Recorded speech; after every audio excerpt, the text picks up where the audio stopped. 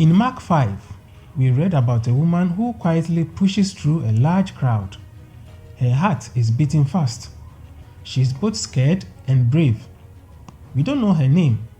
All we know is that she had a bleeding for 12 years. Many sermons talk about her story as an example of a strong faith during hard times. And that's true. But there is more to it. Her actions carry deeper message. Something powerful that only Jesus notices. This isn't just about getting healed. It's about a woman making a bold public statement without saying a word. She challenges the people around her, and through her, we see something important about who Jesus really is.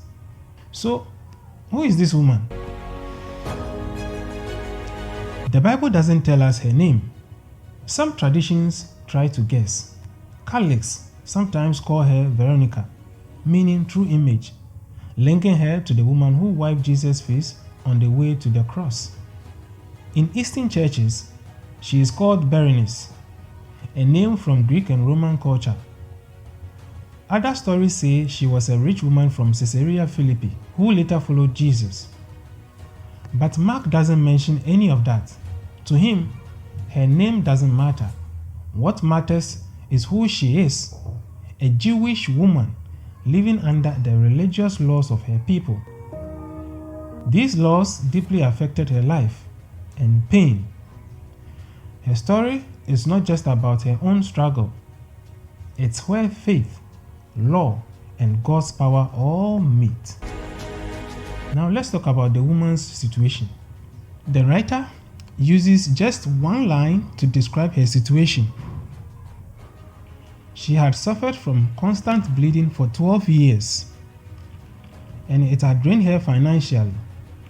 Medically, this was likely a gynecological condition. Most scholars and doctors believe it may have been chronic uterine bleeding, possibly menorrhagia, uterine fibroids, polyps, endometriosis, or chronic pelvic inflammatory disease. Treatment for such conditions were not only painful, but also humiliating. In her case, the condition was untreatable, and yet the doctor still took her money. But the bleeding isn't her worst burden. After all, she had lived with it for 12 years. It is what her condition means in her world that made her situation worse. As a Jewish woman, she is subject to the ceremonial laws of Leviticus, laws that govern purity and impurity. These rules don't just regulate her body, they dictate her place in society, her relationships, her very identity. Her condition doesn't just make her sick, it makes her a pariah, cut off from the life she once knew.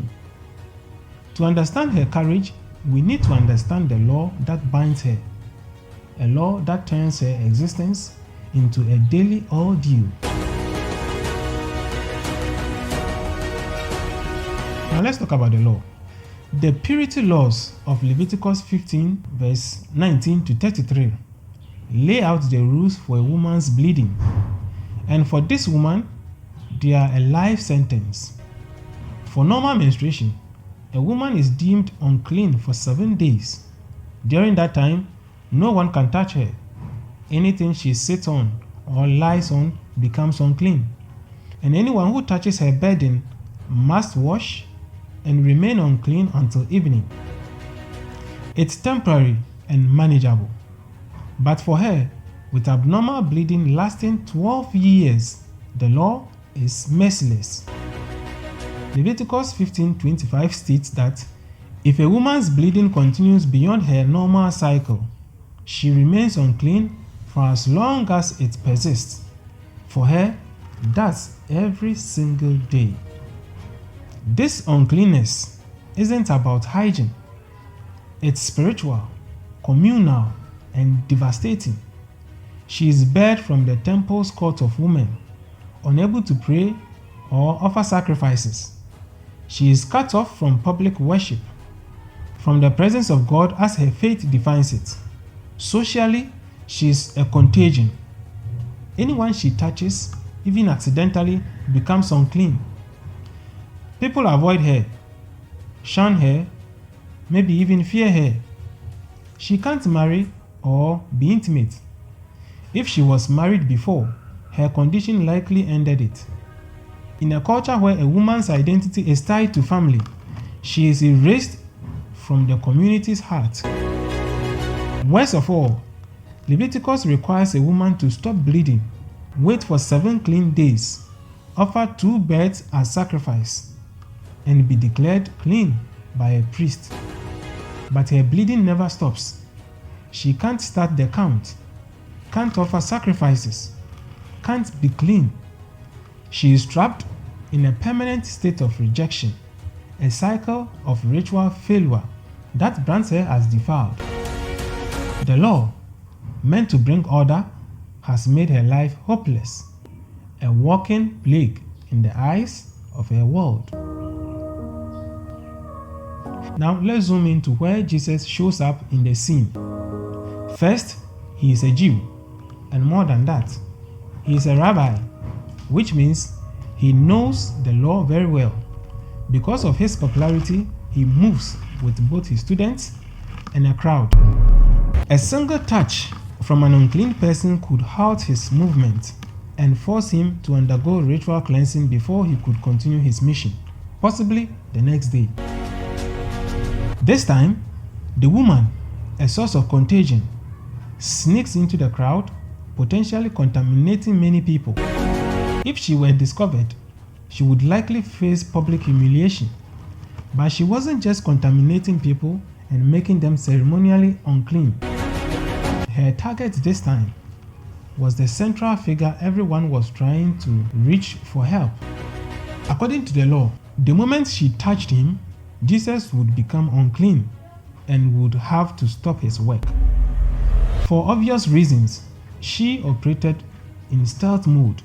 She had to avoid being seen, and more importantly, ensure her touch went unnoticed. Now, what part of the human body can one touch to avoid detection? The clothing. That's an extension of him. In her case, it was the hem of his garment, and that is where the tassel is attached. But this detail reveals more than just a strategy. It shows the woman's stance. Choosing what part of Jesus to touch was not random. It was a public statement about who Jesus truly was. On the surface, it may seem like nothing, but a closer look reveals something profound. If the crowd reaching out to Jesus had understood what she understood, Jesus might not have needed a crowd at all as he moved through the neighborhood. But first, let's talk about the tassel. You see, in ancient Israel, God instructed men to wear tassels. They call it the ziti, on the corners of their outer garments. That's found in Numbers 15:38. These tassels, with a blue thread woven in, were not for fashion. They were powerful symbols. They served as daily reminders of God's covenant, his law, and the call to walk in his ways. Jesus, being a Torah-observing Jew, wore these tassels. When the woman with the issue of blood reached out and touched the hem of his garment, she wasn't just grabbing a cloth. She was connecting to what the tassels represented, which are God's authority, his promises, and his presence with his people. That blue thread symbolized heaven breaking into earth. In that moment, her fingers touched the edge of the kingdom, and the kingdom touched her back. Now, here's an important question. Could the woman have reached out to any rabbi's tassel? The answer to this question is more revealing. When Jesus turned, he said, "Your faith has saved you." Now, before we get into that, let's talk about where her faith really came from. Of course, she might have heard many times who Jesus was, but there were so many theories about him. She chose to believe one of them, and she didn't say it, she acted on it. You can know who Jesus is through information, but your actions reveal the kind of belief you truly hold. Her choice to touch the garment of Jesus showed that she had a working knowledge of the prophet, because Prophet Malachi had already prophesied it about 460 years ago, as at the time the story of Mark was happening. Malachi 4:2 speaks of a promise to those who fear God. The Son of Righteousness will rise with healing in his wings. This was both a warning and a hope. While the wicked would be judged, the faithful could look forward to healing, light, and restoration. Now, if you are reading this as a non-Jew with a modern mind, this verse pretty don't make sense to you. But let's go into it. What was Malachi really saying? Malachi was a prophet who spoke to the Israelites after they came back from exile in Babylon. They had rebuilt the temple, but their hearts were far from God. The priests were not doing the things right. The people didn't really care about God anymore.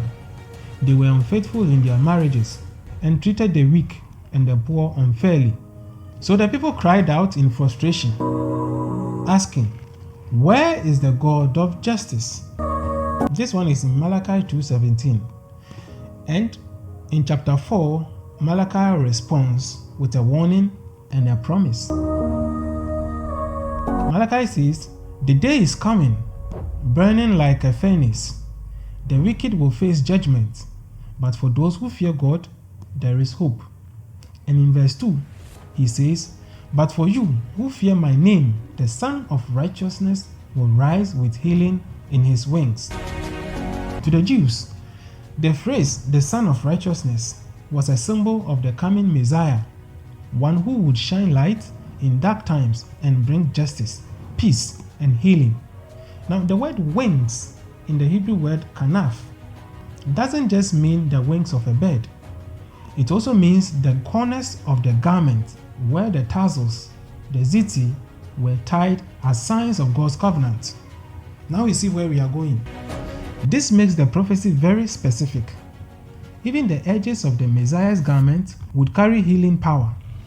And that's exactly what happened in the Gospels. A woman who had suffered for 12 years touched the hem of Jesus' garment.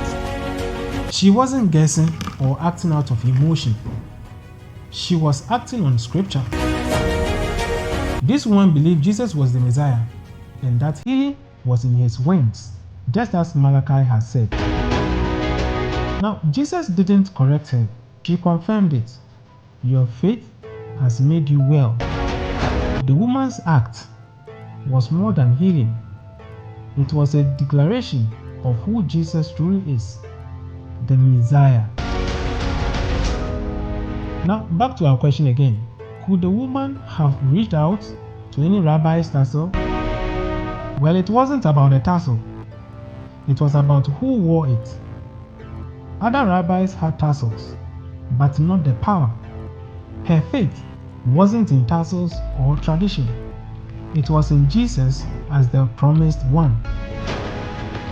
The woman's touch isn't desperate grasping. It's prophetic precision. She is declaring, without words, that Jesus is the one foretold, the righteous one, whose presence fulfills God's covenant. When she touches that tassel, power flows, and she is healed instantly. But Jesus stops and asks, "Who touched me?" Not because he is unaware, but because her act demands a response, one that will turn the law upside down. Now let's focus on Jesus' declaration. The crowd presses in, yet Jesus insists, "Who touched me?" Peter thinks it's a strange question. Everyone is touching him. But Jesus knows this touch is different. The woman, her cover blown, steps forward trembling and confesses. She expects shame, maybe a punishment for defiling a rabbi. Instead, Jesus says, "Daughter, your faith has made you well." Then he says, "Go in peace. Your suffering is over." Now this moment is seismic, and we need to unpack that one too. How are you doing? Now in Jewish law, as we've said already, if a woman with an issue of blood touched a man, especially a priest, he would become ceremonially unclean, which is spelled out clearly in Leviticus 15:19 to 27. The impurity was contagious. The unclean always defiled the clean. But Jesus flipped the entire system on its head. When this woman touched him, he wasn't defiled. She was cleansed. You see, an ordinary rabbi would have been rendered impure. Even a high priest would have needed to isolate and perform rituals to be clean again. But Jesus is no ordinary rabbi.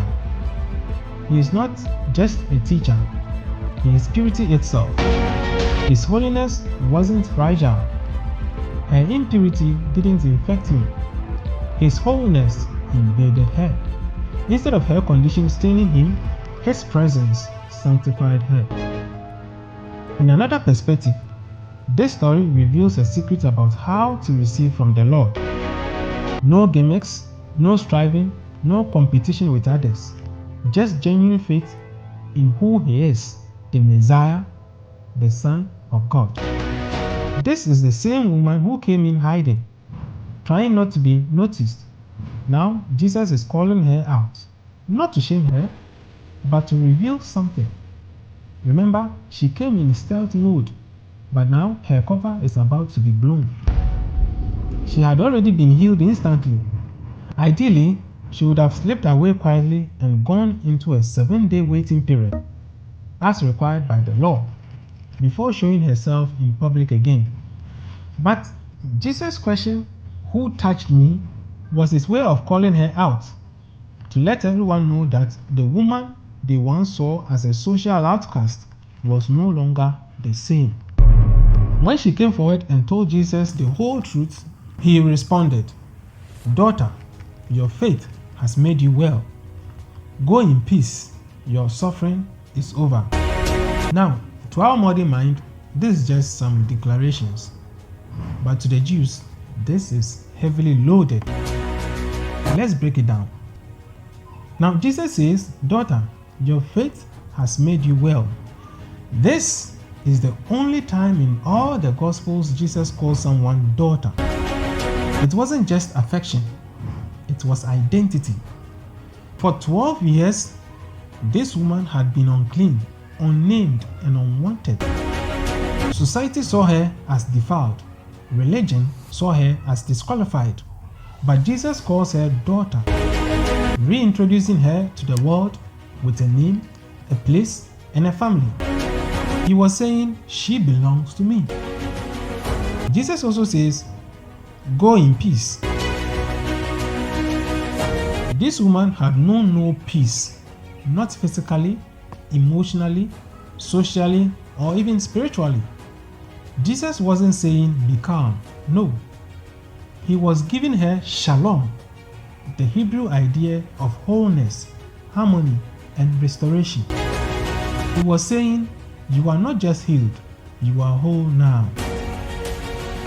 Now, Jesus also says, "Your suffering is over." Literally, Jesus said, "Be freed from your plague." The word for plague here, mastigos, also means whip or torment. This wasn't just a medical issue. It had become a lifetime sentence under the law, marked by shame, exclusion, and pain. And in that moment, Jesus cancelled all of it. Now, wrapping this whole episode up, according to Levitical law, she was supposed to go to the temple, show herself to a priest, offer sacrifices, and be officially declared clean. This is spelled in Leviticus 15, verse 28 to 30. But Jesus is greater than the temple. These are not my words. If you read Matthew chapter 12 verse 6, it is clear over there. He didn't just heal her. He publicly declared her clean in front of everyone. No priest required. No offering needed, because the ultimate sacrifice was the one speaking directly to her. If you have followed the story to this point, you realize that this story isn't just about a healing miracle. It's a revelation of who Jesus is, the one who overturns the law's curse, who sees the outcast, who restores what's lost. The woman's faith, rooted in scripture, activated divine power, and Jesus honored it publicly.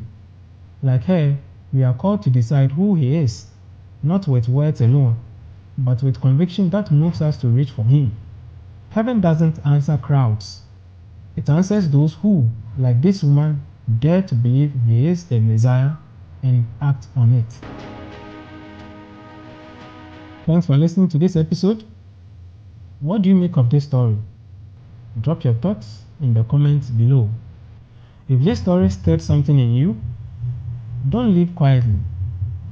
Click like, share with someone who needs it.